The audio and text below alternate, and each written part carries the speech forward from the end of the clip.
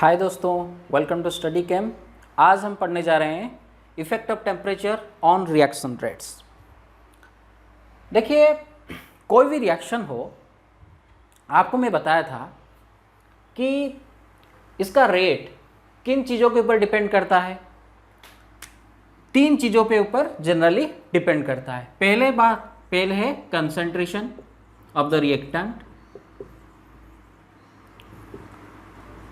Second है effect of temperature, और जो थर्ड वो है कैटलिस्ट। इन तीन चीजों के ऊपर रिएक्शन रेट डिपेंड करता है। Rate of the reaction in तीन चीजों के ऊपर डिपेंड करता है। इसके बारे में तो मैं पहले ही बता चुका हूं मेरा पहला वाला वीडियो में। और नेक्स्ट जो हम पढ़ेंगे आज, इफेक्ट ऑफ टेम्परेचर क्या है। देखिए, आपको क्या लगता है कि कोई भी रिएक्शन का आप अगर टेम्परेचर बढ़ाते हैं उसका रेट घटेगा या बढ़ेगा? ऑब्वियसली बढ़ेगा। क्यों बढ़ता है? देखिए, कोई भी रिएक्शन अगर होता है उसमें रिएक्शन में क्या कौन सा चीज़ पार्टिसिपेट करते हैं? मॉलिक्यूल्स पार्टिसिपेट करते हैं। तो रिएक्शन में अगर मॉलिक्यूल्स पार्टिसिपेट करते हैं तो मॉलिक्यूल्स जब पार्टिसिपेट करते हैं उनके अंदर काइनेटिक एनर्जी होता है। और आप जानते हैं कि काइनेटिक एनर्जी से टेम्परेचर डायरेक्टली प्रोपोर्शनल होता है। काइनेटिक एनर्जी से टेम्परेचर डायरेक्टली प्रोपोर्शनल होता है। तो जब मैं टेम्परेचर इंक्रीज करूंगा तो काइनेटिक एनर्जी इंक्रीज होगा, तो ज़्यादा मॉलिक्यूल्स क्या करेंगे, रिएक्शन में जोर से मूव करने लगेंगे, तो रिएक्शन फास्टर होगा। उसको पूरा डिटेल में देखेंगे, अभी थोड़ा जान लीजिए। तो ये जो बढ़ता है तो ये कहीं ना कहीं उसका काइनेटिक एनर्जी से रिलेटेड है। चलिए अभी हम देखते हैं कि कितना बढ़ेगा। देखिए, कोई भी रिएक्शन हो, अगर हम एक एक्सपेरिमेंट करके, मतलब बहुत सारे एक्सपेरिमेंट पे देखा गया है, अगर कोई भी रिएक्शन में आप अगर 10 डिग्री तक टेम्परेचर राइज कर देते हैं, 10 डिग्री राइज कर देते हैं, तो वो क्या करता है कि उसका रेट डबल या ट्रिपल भी हो सकता है। डबल या ट्रिपल के आसपास होता है। देखिए, थोड़ा मतलब 10 डिग्री, अगर कोई रिएक्शन हो रहा है 25 डिग्री पे, उसको मैं 35 डिग्री पे करूं तो उसका रेट इसका रेट में डबल या ट्रिपल के आसपास अंतर आ सकता है। तो एक बहुत इंटरेस्टिंग चीज़ है। और इसी से हम क्या करते हैं, एक टेम्परेचर कोफिशिएंट निकालते हैं। क्या करते हैं? एक टेम्परेचर कोफिशिएंट निकालते हैं। तो टेम्परेचर कोफिशिएंट क्या है, देख लीजिए। टेम्परेचर कोफिशिएंट है कि वो एक रेशियो है। किसका रेशियो? रेट कांस्टेंट का रेशियो है। और it is between the higher temperature and lower temperature. मतलब अगर मैं आपको दोनों एग्जांपल बताया था, अगर कोई रिएक्शन हो रहा है 35 पे और एक रिएक्शन हो रहा है 25 पे, तो उसका रेट कांस्टेंट, अगर 35 डिग्री पे जो रिएक्शन हुआ उसका रेट कांस्टेंट के साथ 25 डिग्री, मतलब वही रिएक्शन अगर 25 में करूं और वही रिएक्शन को 35 में करूं, तो उसका जो डिफरेंस होगा रेट कांस्टेंट का, उसको हम क्या बोलते हैं कि टेम्परेचर कोफिशिएंट बोलते हैं। मेरे बात समझ में आ रही है? उसको क्या बोलते हैं? टेम्परेचर कोफिशिएंट है। ये कभी कभी क्वेश्चन में आपको पूछा जाएगा कि रेट कांस्टेंट 35 डिग्री पे ये है, 25 डिग्री पे ये है, तो बताइए उसका टेम्परेचर कोफिशिएंट क्या है। आपको ये टर्म पता होना चाहिए। अभी हम देखते हैं ये जो रिएक्शन हम छोटा सा राइज करने पे इतना जो रेट का डिफरेंस आ जाता है, तो ये क्यों आता है, और इसको हम एक्सप्लेन जो करेंगे, कोलिजन थ्योरी है, उसके बेसिस पे एक्सप्लेन करेंगे। तो पहले हम कोलिजन थ्योरी को थोड़ा जान लेते हैं, उसके बाद हम क्या करेंगे, उसको पूरा डिटेल पे देखेंगे। और उसके साथ भी हम उसका क्वांटिटेटिव जो रिलेशन है उसको भी देखेंगे, जैसे आरएनएस कंस्टेंट। चलिए आगे चलते हैं। देखिए, अभी हम क्या करते हैं कि कोलिजन थ्योरी को देख लेते हैं कि पहला बात कोलिजन थ्योरी क्या कहता है कि कोई भी केमिकल रिएक्शन होने के लिए उसका मॉलिक्यूल्स के बीच में कोलिजन होना चाहिए। मतलब जो रिएक्शन आपका होता है वो कौन कराता है? जो उसका मॉलिक्यूल्स के बीच में जो कोलिजन होता है, उसी से वो केमिकल रिएक्शन होता है। तो मैं वही बात यहां पर लिखा हूं, for a chemical reaction to occur there must be a collision between its molecules. बहुत सिंपल सा डेफिनेशन है। और उसके बाद और एक पॉइंट है, क्या सब कोलिजन, जितना कोलिजन होगा वो केमिकल रिएक्शन करेगा? नहीं, वही कोलिजन केमिकल रिएक्शन में कंट्रीब्यूट कर सकता है जिसका पास एक सर्टेन मिनिमम एनर्जी हो। वो जो एनर्जी को हम क्या बोलते हैं? Threshold energy. क्या बोलते हैं? Threshold energy. देखिए मैं वही बात लिखा हूं यहां पर, only those collisions results in A chemical reaction in which collision molecules associated with a certain minimum energy called threshold energy। देखिए आप बोलेंगे सर क्या बात बता दी। देखिए मैं उसको पूरा डिटेल पे एक्सप्लेन करता हूं। देखिए एक रिएक्शन कोऑर्डिनेट डायग्राम देखते हैं। मैं आपको पहले भी बता चुका हूं what is reaction coordinate diagram. ये प्रोग्रेस ऑफ द रिएक्शन है और ये टाइम है। तो एक अगर ग्राफ हम खींचते हैं तो अगर ये रिएक्शन ऐसे होता है, ऐसे हुआ, ये प्रोडक्ट का एनर्जी, सॉरी रिएक्टेंट का एनर्जी लेवल है, ये प्रोडक्ट का एनर्जी लेवल है। ये तो जीरो से स्टार्ट नहीं होगा, थोड़ा ऊपर से। ये रिएक्टेंट का एनर्जी लेवल है, ये प्रोडक्ट का एनर्जी लेवल है। तो यहाँ पर जो एनर्जी लेवल होता है ना, यहाँ पर जो एनर्जी लेवल होता है उसी को हम बोलते हैं थ्रेशोल्ड एनर्जी। इसको हम बोलते हैं थ्रेशोल्ड एनर्जी।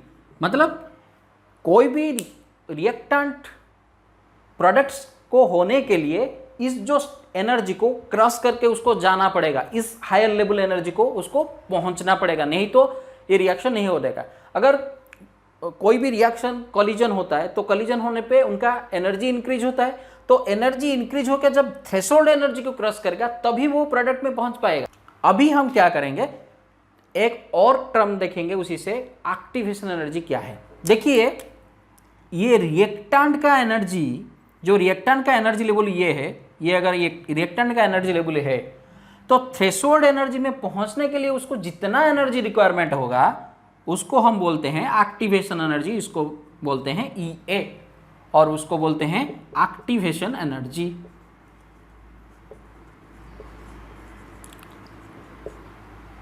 इसको बोलते हैं हम एक्टिवेशन एनर्जी। तो चलिए अभी मैं बता दिया आपको थ्रेशोल्ड एनर्जी क्या है, एक्टिवेशन एनर्जी क्या है। अभी हम देखते हैं कि हम टेम्परेचर बढ़ाने, हम जब टेम्परेचर बढ़ाते हैं तो ये कैसे उसके ऊपर डिपेंड करता है। देखिए हमने जान लिया कि कोलिजन थ्योरी कैसे एक रिएक्शन को कंडक्ट कराता है। अभी हम जान लेते हैं कि टेम्परेचर जब बढ़ाते हैं तो ऐसा क्या हो जाता है कि रेट इंक्रीज कर जाता है। उसको हमको देखने के लिए हमको Maxwell Boltzmann distribution of energy देखना पड़ेगा थोड़ा, और पूरा डिटेल में तो आप जब मैं गैसियस स्टेट पढ़ाऊंगा उसी पे बोलूँगा। अभी मैं थोड़ा उसका इन्फ्रेंस आपको दे देता हूँ। देखिए कोई भी एक यहाँ पर क्या होता है कि मैक्सवेल बोल्ट्जमैन डिस्ट्रीब्यूशन में क्या होता है कि एक number of molecules of given kinetic energy के साथ उसका काइनेटिक एनर्जी का एक ग्राफ खींचा जाता है, और इसी ग्राफ से हमको क्या पता चलता है। देखिए पहले अगर आपका ग्राफ ऐसे है, अगर आपका ग्राफ ऐसा है और ये वाला पर्सन को हम ले लेते हैं कि नंबर ऑफ मॉलिक्यूल्स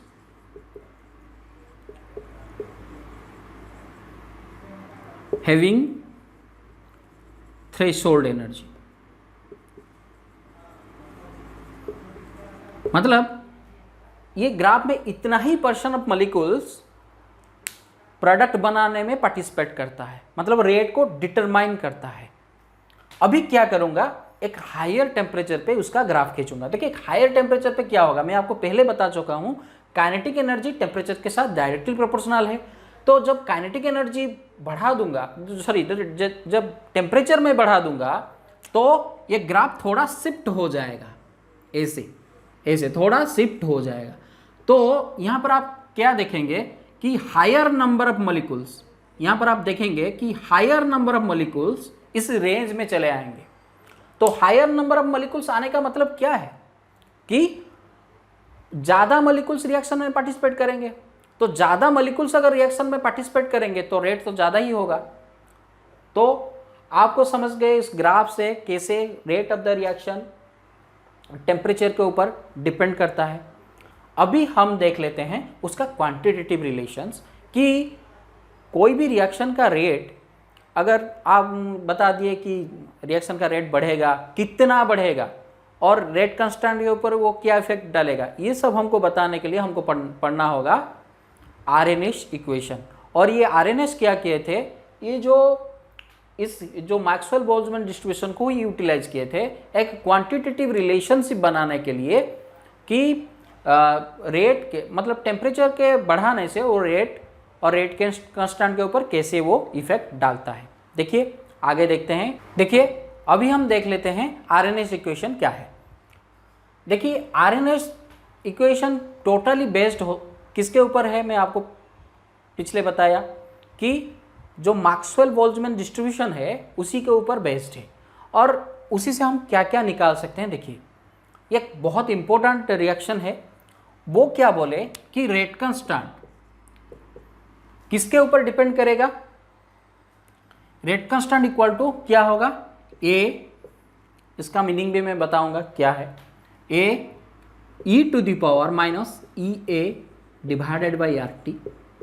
इसमें कौन सा टर्म है, देखिए ये तो रेट कांस्टेंट है आप जाने हैं, इसको हम बोलते हैं ए को हम बोलते हैं प्री एक्सपोनेंशियल फैक्टर।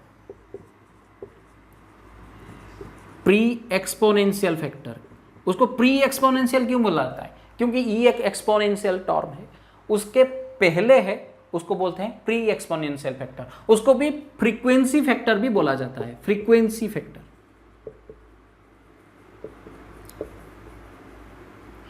और उसका यूनिट रेट कांस्टेंट के जैसा ही है उसका यूनिट, और ई का तो आप मीनिंग जानते हैं मैथमेटिकली। और ई ए ये है एक्टिवेशन एनर्जी,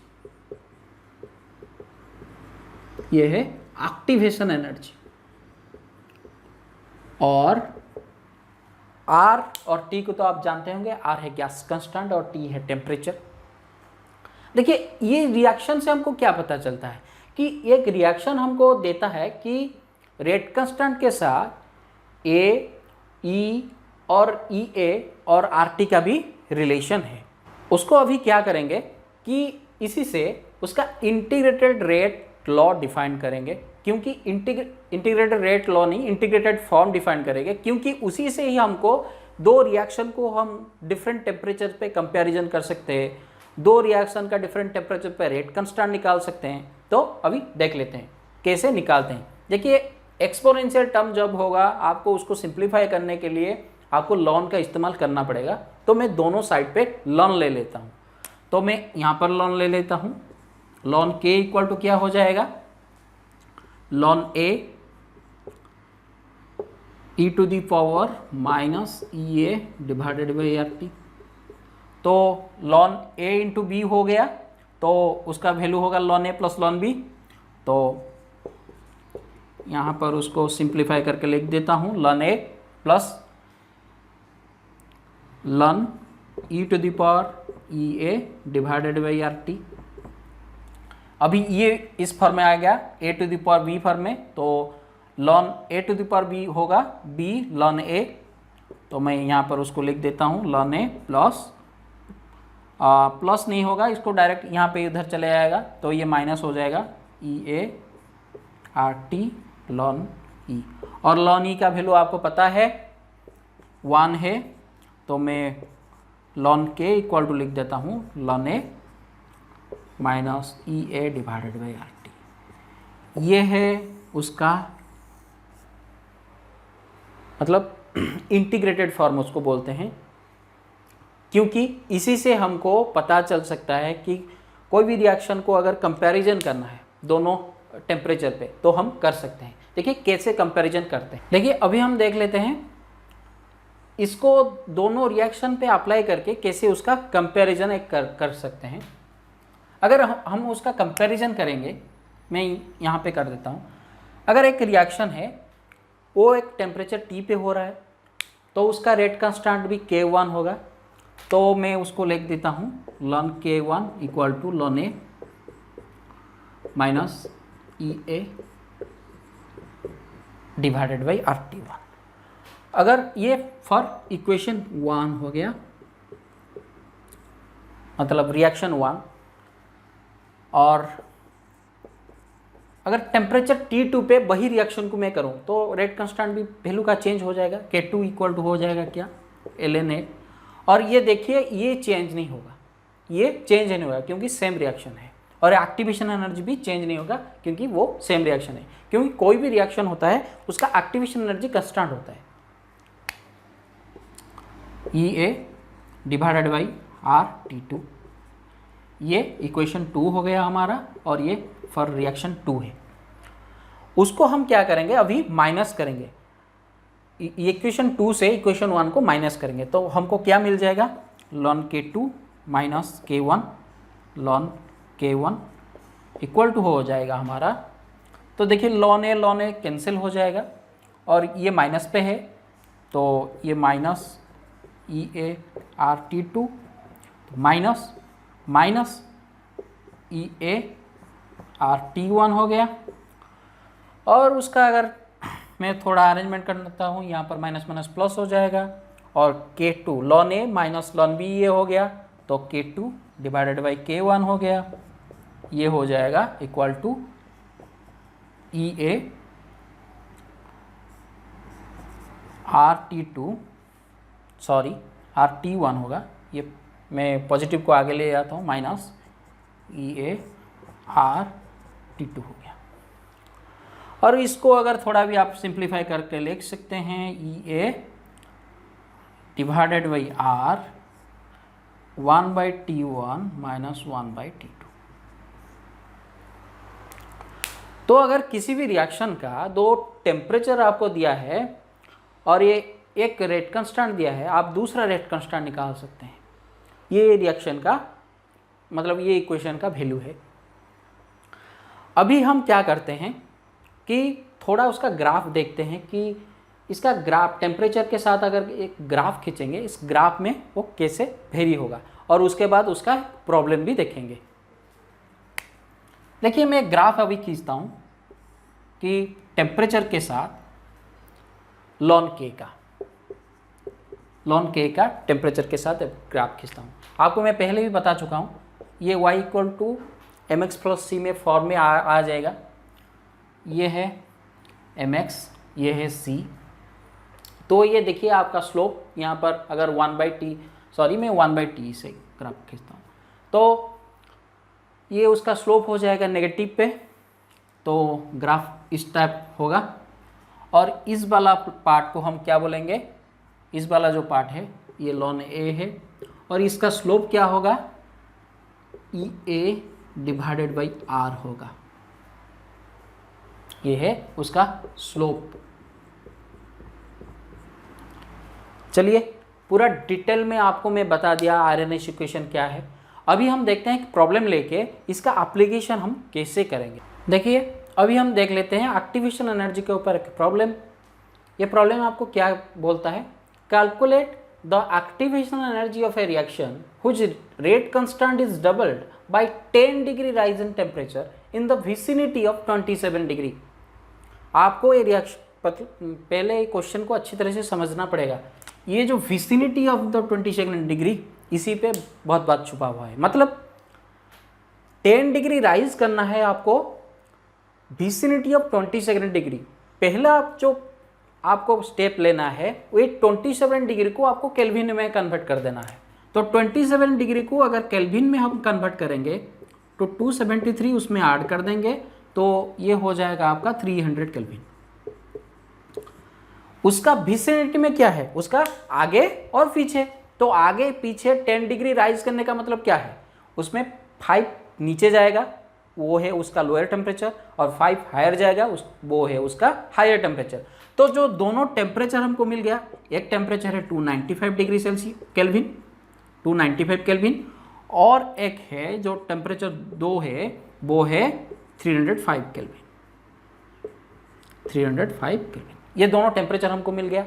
अभी इस दोनों टेम्परेचर पे दो भी रेट कांस्टेंट होगा, तो वो रेट कांस्टेंट क्या क्या होगा, मान लेते हैं कि ये K1 हो गया और ये K2, और इसको इसमें क्या बोला गया है कि एक्टिवेशन एनर्जी आपको मांगा है और रेट कांस्टेंट डबल हो गया। तो रेट कांस्टेंट डबल होने का मतलब क्या है कि अगर कोई रिएक्शन आप 95 डिग्री से कर रहे हैं तो यहाँ पे जाने पे वो डबल हो जाएगा। तो K2 इक्वल टू हो गया 2K1, K2 इक्वल टू हो गया 2K1। अभी हमको क्या करना है, इस वाले जो कंडीशन है उसको हम पुट अप कर देंगे आप आर्निश इक्वेशन के इंटीग्रेटेड फॉर्म में। देखिए मैं कैसे पुट करता हूँ, आपको फार्मूला को थोड़ा याद रखना होगा। तो आपको वहाँ पर क्या बताया गया था, ln K2 divided by K1 equal to क्या होगा, EA divided by R 1/T1 minus 1/T2। इसी रिएक्शन में हम पुटअप कर देंगे। देखिए अभी हम पुटअप करेंगे, K2 का वैल्यू कितना है, 2K1 है। अगर K2 का वैल्यू मैं यहाँ पर 2K1 पुट कर देता हूँ, डिवाइडेड बाई K1 है, इक्वल टू होगा EA डिवाइडेड बाई R। तो दोनों टेम्परेचर का कंडीशन में डाल देते हैं, वो T1 है 1/295 माइनस 1/2